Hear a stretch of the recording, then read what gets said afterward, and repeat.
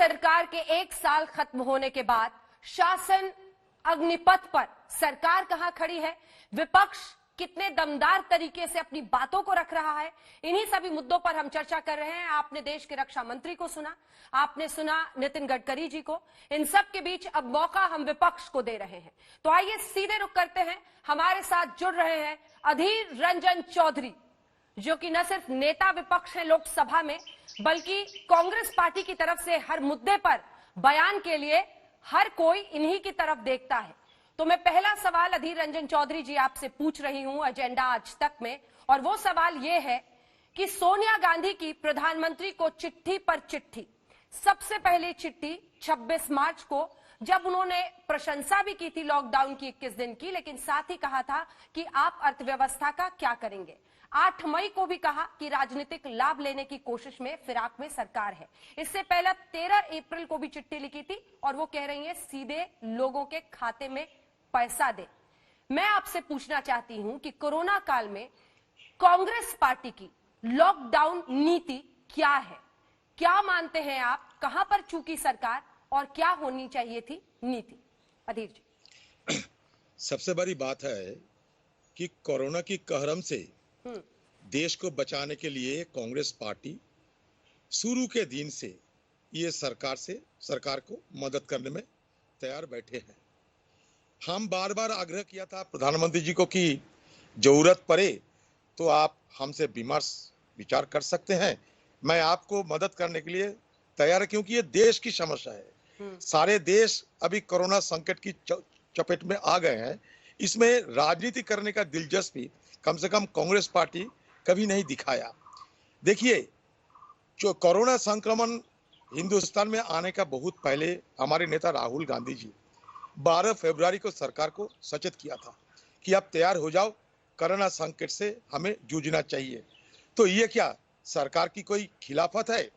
हमारे नेत्री मैडम सोनिया गांधी जी शुरू के दिन से ही सरकार को मदद करने आ रहे हैं, सारे पार्टी मदद करने के लिए आ रहे हैं। लेकिन हम जब देखते हैं कि हिंदुस्तान की सड़क पे नंगे पांव, खाली पेट, खाली जेब, गरीबों की काफिला चल रहे हैं, तो आप क्या चाहते हैं? मैं चुप्पी साधे ये सरकार के गुण कीर्तन करते रहें, हम चुप्पी साधे मोदी सरकार की सराहना करते रहें, ये या आम जनता की तरफदारी करते हुए लोगों को जेब में पैसा डालने की गुहार करे? हमारे पार्टी के नेता राहुल गांधी जी बहुत पहले, चुनाव के पहले, न्याय की प्रकल्प की बात किया था। वो हम दोहराना चाहते इसलिए कि अभी इसका जरूरत है। उससे मैं कांग्रेस पार्टी नहीं कहते, सारे दुनिया के जाने माने सारे अर्थशास्त्रविद सब कहते हैं कि आम लोगों की जेब में पैसा होना चाहिए। गरीब की पॉकेट में पैसा नहीं होने से मांग नहीं बढ़ेगा, गरीब की खर्चा नहीं देने से लोग इससे बदहाली में लोग को गुजारना पड़ेगा। तो ये क्या कोई राजनीति है? हमारे नेत्री सोनिया गांधी जी के नेतृत्व में आपको याद है कांग्रेस पार्टी की जब यूपीए सरकार थी, हमने नेशनल फूड सिक्योरिटी एक्ट अपनाई थी, हमने नरेगा स्कीम कराया था। तो आप ये नहीं लगता ये सरकार को कि नेशनल फूड सिक्योरिटी एक्ट और ये जो मनरेगा की जो हम स्कीम लिया था, इसके जरिए हिंदुस्तान के आम लोगों को और ज्यादा मदद करना चाहिए। ये और इसके लिए ये सारे औजार किसने दिया था? कांग्रेस पार्टी ने दिया था। तो कांग्रेस पार्टी की मतलब एक ही होते हैं, मकसद एक ही होते हैं कि हम गरीब लोगों की तरफदारी करेंगे, गरीब लोगों के साथ हम खड़ा रहेंगे, चाहे उसमें कोई हमें निंदा करे, हमें कोई परवाह नहीं, क्योंकि गरीब लोगों को साथ रहना हमारा राजनीतिक फर्ज बनता है। और मोदी सरकार इसमें एकदम बिल्कुल फेल हो चुके हैं। इसलिए मोदी सरकार की बीते 1 साल हिंदुस्तान की हाल बेहाल हो चुके हैं, और ये सारे नजारा आप सब देखते हैं हर रोज टीवी पे। तो इसलिए हम लोग कहते हैं कि नजर बदलो, नजारा बदल जाएगा, सोच बदलो, सितारे बदल जाएगा। लेकिन ये लोग सोच बदलने का तैयार नहीं है, खामोखा फिजूले बात उठाकर अपना जो नाकामिया को मतलब हाइड करने के लिए, छुपाने के लिए कोशिश करते हैं। इसके खिलाफ हमें बोलना ही पड़ेगा। हम फिर कहते हैं कि आज जब 1 साल हुआ था, हमें बड़ा ये उम्मीद थी कि हिंदुस्तान को, हिंदुस्तान के आम लोगों को हाँ। कम से कम मोदी जी की तरफ से कुछ राहत की बात हम सुनेंगे, कुछ आर्थिक सहायता की बात हम जरूर सुनेंगे, क्योंकि आज हिंदुस्तान में त्राही त्राही मच चुके हैं। 86 करोड़ आम जनता जिनका अभी हालात ये हो चुके हैं कि उनको कल राशन पानी के लिए लोगों से उधार मांगना पड़ेगा।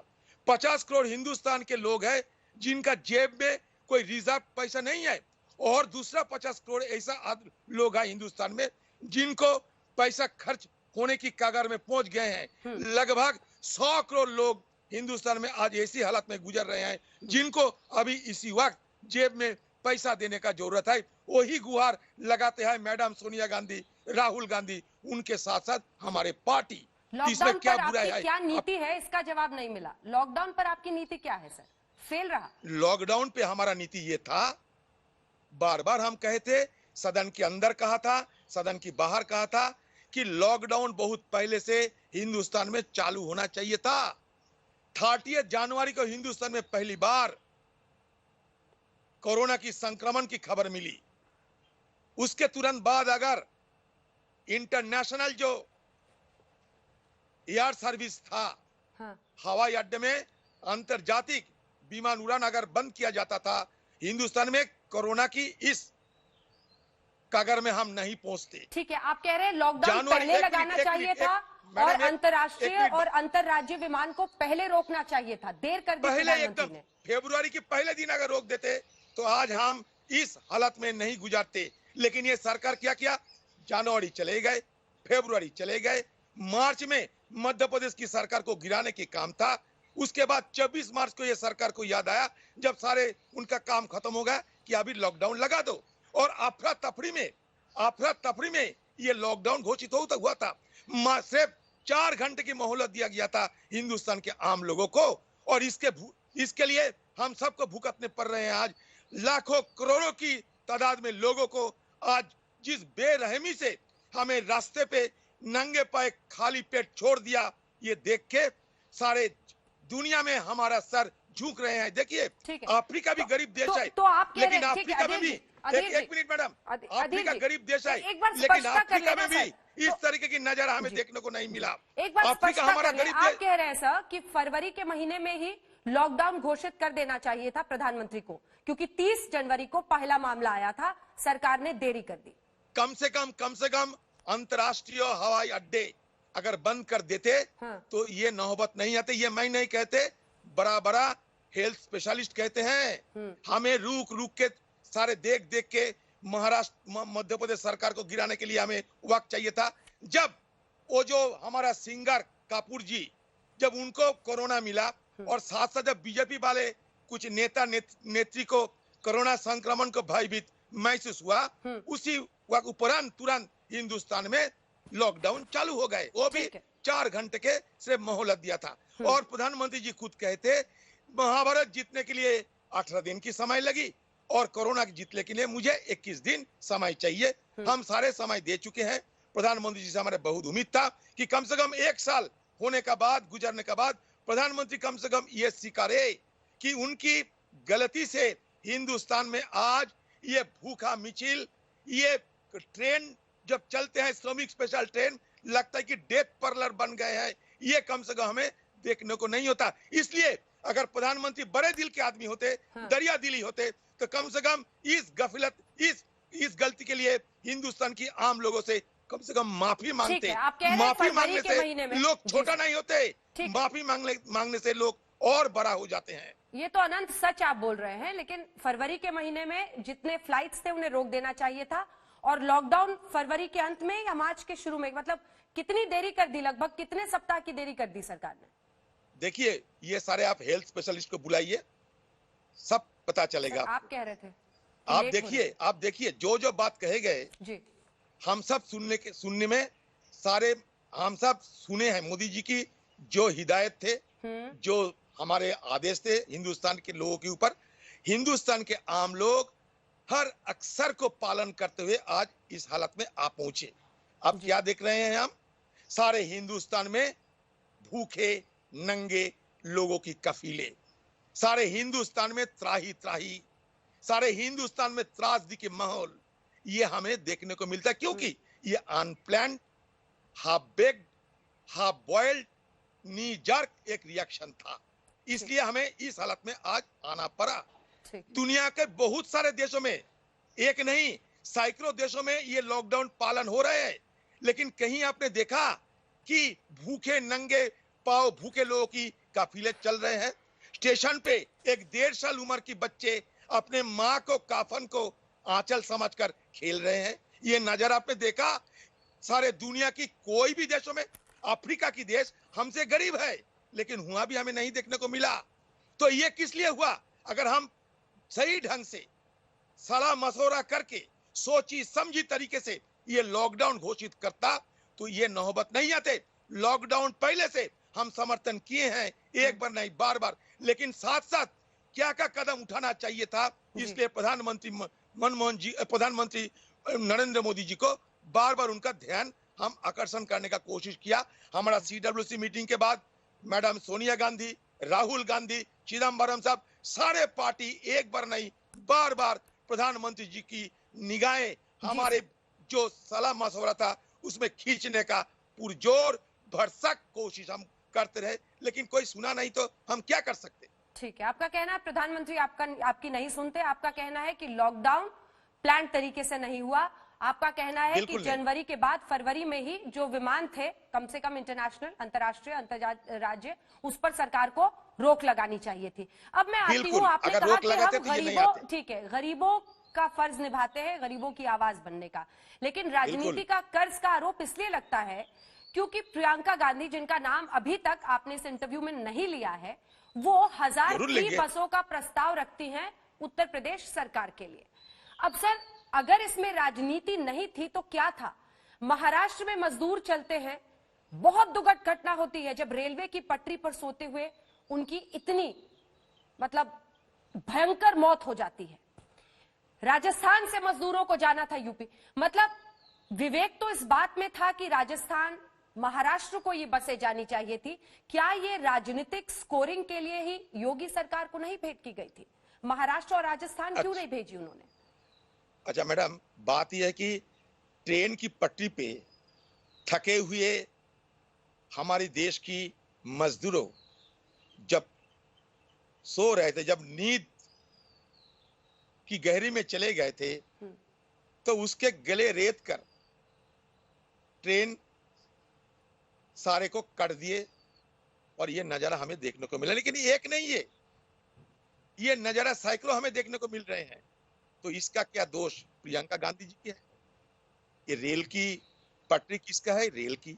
चलाता है कौन? रेलवे। तो पटरी पे किसका गला काटते हैं? मजदूरों को। किसने काटता है? हिंदुस्तान की रेल। तो ये क्या दोष प्रियंका गांधी जी की है? रास्ते में चलते चलते बस ट्रक कुचल के चले जाते हैं, ये क्या प्रियंका गांधी जी की दोष है? रास्ते में चलते चलते भूखे प्यासे लोग मर जाते हैं, ये क्या प्रियंका गांधी जी, सोनिया गांधी जी और राहुल गांधी की दोष है? ये सरकार को और कुछ तरह नहीं दिखा देते। हर वक्त ये गांधी फैमिली, नहीं तो प्रियंका गांधी, या तो राहुल गांधी, या तो सोनिया गांधी। अभी ये इससे निकाल के आना चाहिए सरकार को, क्योंकि ये बड़ा देश की संकट पैदा हुई। आप कहते हैं कि बास, अच्छा ये बास हम देने का अपील किया, अब हमें बास देने के लिए दरखास्त किया था यूपी सरकार को। तो यूपी सरकार मंजूर किया या ना मंजूर किया था? जब यूपी सरकार खुद ने कहा कि भाई हाँ तुम दे सकते हो, तो क्या अगर हम लोग नहीं भेजते, प्रियंका गांधी जी नहीं भेजते, तो कहते कि इनकी बातों पे कोई दम नहीं। अब जब भेजते हैं तो देखते हैं कि ये बास अगर चलाए तो सरकार की बदनाम होगी, तो हम किस तरह जाएंगे? अब कहिए, बास के हम जबरदस्ती ले गए थे, ये सरकार से अनुमति इजाजत लेने के बाद भेजने का कोशिश किया था। कौन? सरकार की अनुमति के बाद, इजाजत की बाद ये सरकार हमें जब बोलने का बास भेजने का परमिशन दिया था, उसी परमिशन के दौरान प्रियंका जी ये बास भेजने का कोशिश किया। राजस्थान सरकार से बात की, पंजाब सरकार से बात की, वहां के पार्टी, हमारे पार्टी के साथ बात की, कोशिश की।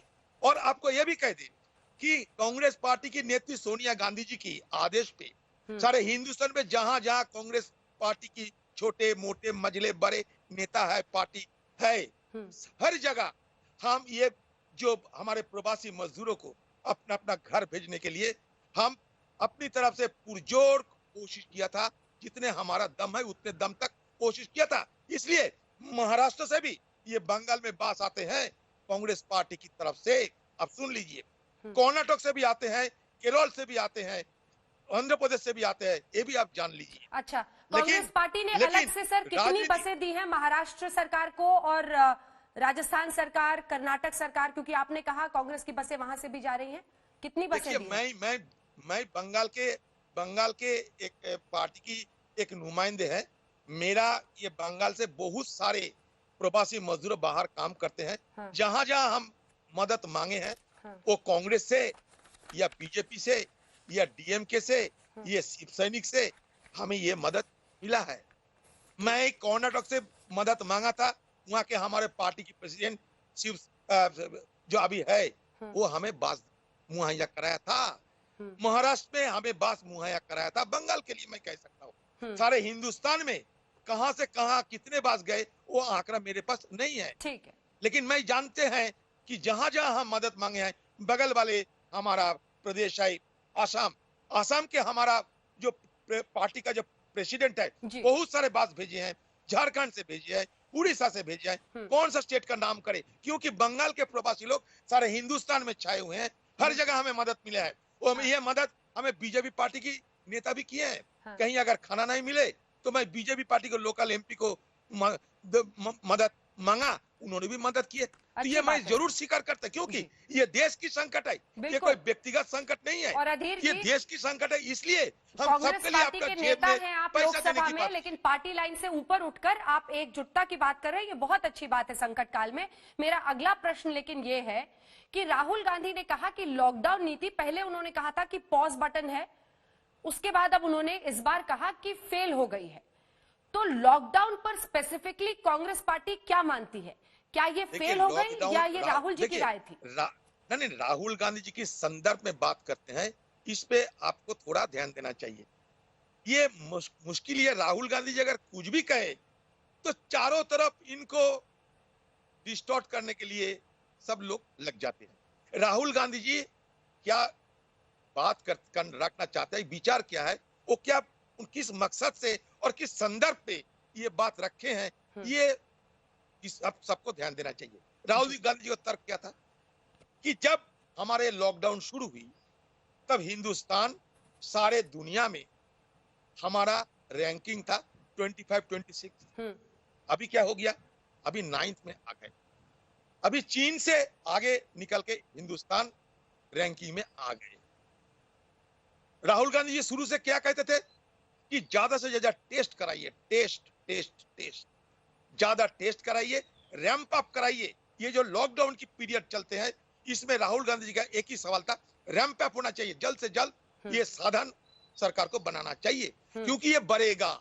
राहुल गांधी के शुरू के दिन से, आप राहुल गांधी को सारे स्टेटमेंट देख के चलिए, शुरू के दिन से ये सरकार से ये सलाह देते आ रहे हैं कि ये संख्या बढ़ेगी। तो इसलिए हमें रैंप अप करना चाहिए जल्द से जल्द। तो जब शुरू हुआ लॉकडाउन, उस समय हमारा आंकड़ा क्या था, आज हमारा आंकड़ा कहां है? जितने हम टेस्टिंग करते हैं उसमें बढ़ते जाते हैं। तो इसलिए कहा राहुल गांधी जी, जिस सारे दुनिया में देखिए लॉकडाउन के चलते हर जगह आंकड़ा में मतलब आंकड़ा कम होते जा रहे हैं, लेकिन हमारे देश में लगता है कि आंकड़ा बढ़ते जा रहे हैं। कल 7,000 से आगे निकल गया एक दिन में रोजाना। फिर भी हम इतने सारे टेस्टिंग भी नहीं किया जितनी सारी टेस्टिंग दुनिया के दूसरे देशों में होते हैं। फिर हम चीन से आगे निकल गए, ईरान से आगे निकल गए, और हमसे अच्छा नतीजा निकल रहे हैं बांग्लादेश में, श्रीलंका में। ये देखकर हमें हैरान होता है, चिंता होते हैं। ये चिंता हम जाहिर किए हैं कि लॉकडाउन सही महीनों में क्या सक्सेस हुआ या लॉकडाउन फेलियर हुआ, ये विचार करने की समय आ गए हैं, क्योंकि सारे पूरे संदर्भ में हमें ये देखना चाहिए। एक अलग से हटकर एक मुद्दा बना के राहुल गांधी जी को छोटा करने का कोई कोशिश ना करे तो बेहतर है। राहुल गांधी जी क्या कहना चाहते हैं, ये थोड़ा ध्यान से सबको सुनना चाहिए, ये मेरा जरूर कहूंगा। चलिए ठीक है, राहुल गांधी जब ये कहते हैं कि महाराष्ट्र में फैसले हम नहीं ले रहे हैं, तब भी क्या उनकी बात को उतना ही ध्यान से सुनना चाहिए? क्यों नहीं? राहुल गांधी क्या कहते हैं? तो फिर चीफ उनको मिनिस्टर- सफाई क्यों देनी पड़ी सर शाम में होते एक मिनट। हुए कि मेरी बात को तोड़ा मरोड़ा गया, जबकि उन्होंने साफ कहा था कि वो आपकी पूरा पार्टी वहां पर फैसले राहुल नहीं गांधी लेती जी है। की- बावजूद राहुल इसके गांधी सर जी कि की- आपके 10 मंत्री हैं इस वक्त महाराष्ट्र सरकार में। एक मिनट मैडम, अधीर एक मिनट मैडम। राहुल गांधी जी की बात तोड़ने की, मरोड़ने के लिए एक बड़ा ढांचा है हिंदुस्तान में। जी सिर्फ राहुल गांधी जी की बात तोड़ने के लिए और मोड़ने के लिए। ये तोड़ना और मोड़ना ये एक आर्ट बन गए हैं, और वो भी राहुल गांधी जी के चलते ये इसीलिए तो आर्ट आपको बन चुके बुलाया हैं। है सर कि आप समझा दीजिए कैसे एक तोड़ा मिनट, मरोड़ा जाए। जरूर। जो उन्होंने बोला है वही एक मिनट, बताया हमने। जरूर जरूर मैं आपको कहने की कोशिश करते हैं, आप तो मौका तो दीजिए। जी राहुल गांधी जी क्या कहा कि चीफ मिनिस्टर वहां के जो है, हम सब उनको मदद करते हैं, निर्णय चीफ मिनिस्टर की लेने की हक है। इसका मतलब ये नहीं कि हम सारे उनके साथ नहीं है। राहुल गांधी जी का निर्णय लेने की हक हमारे चीफ मिनिस्टर के है, उनको ऊपर छोड़ दिया। जी तो निर्णय लेने का हक तो सारे हिंदुस्तान में। अभी निर्णय कौन लेते हैं?